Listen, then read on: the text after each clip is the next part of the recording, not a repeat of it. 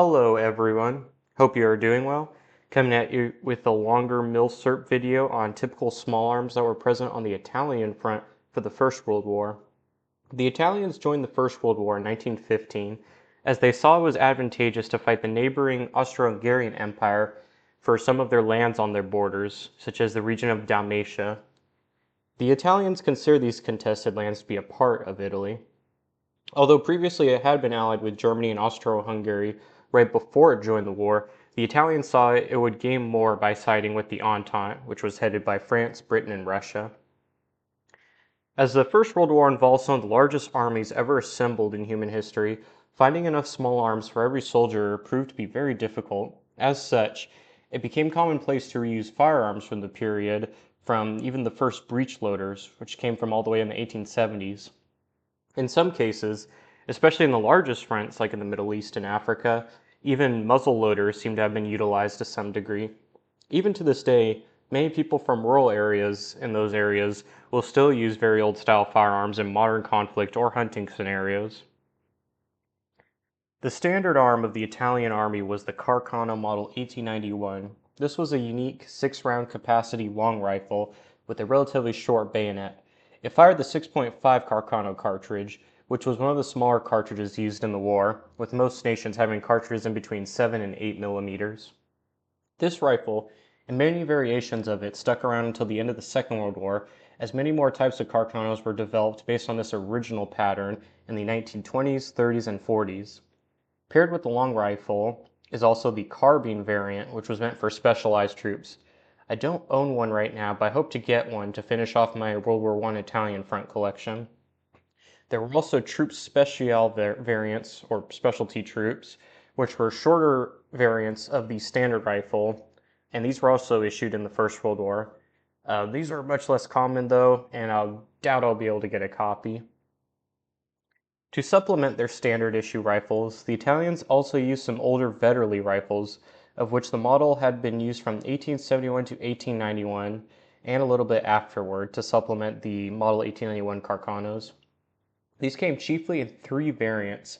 The original was a single shot, the second had an extended magazine to allow 4 shots, and the final variant was rechambered into 6.5 Carcano to simplify logistics of ammunition, and this had a 6-shot cartridge capacity. In addition, many Vetterli bayonets during this time period were shortened from their original, much longer length to be more practical in modern war. Single-shot Vetterlis today are extremely rare, as most were converted to either the 1887 or 1915 modification. The Italians likely used some other types of guns, and were definitely some other small arms used on this front from other Allied forces such as the French, but I will just stick to the main rifles that I own. Moving on to the other side, the chief opponent of the Italians were the Austro-Hungarians on this front, as they shared a direct border with the Italians. The Germans also took part in a few expeditions, but I will not discuss them as I do not have any German World War I rifles. The Austro-Hungarians were a dual monarchy composed of the Empire of Austria and the Kingdom of Hungary. Within the realm were many ethnic groups such as Slovenes, Czechs, Bosnians, among others.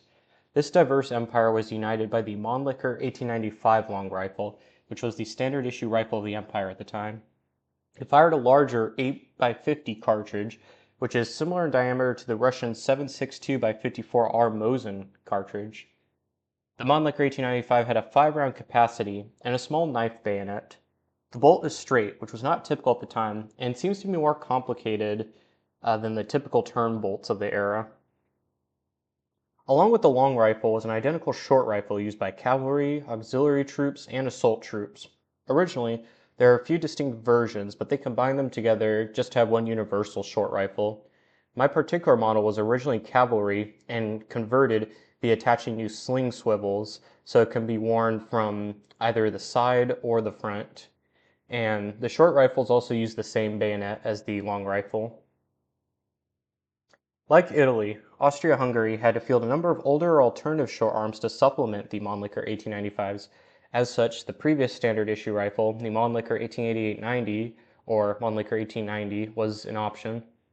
Very similar to the Mannlicher 1895 with some older design choices, similar bayonet, same cartridge, and same capacity.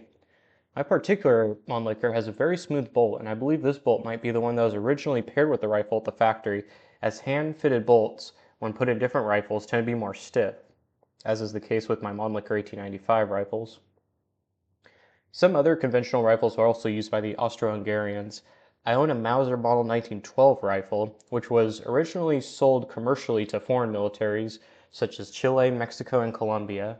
The Austrians took a large number of these rifles and their short variants in stock and used them in their own military during the First World War. There were also other contemporary rifles, such as captured Mosin Nagants, that would be used.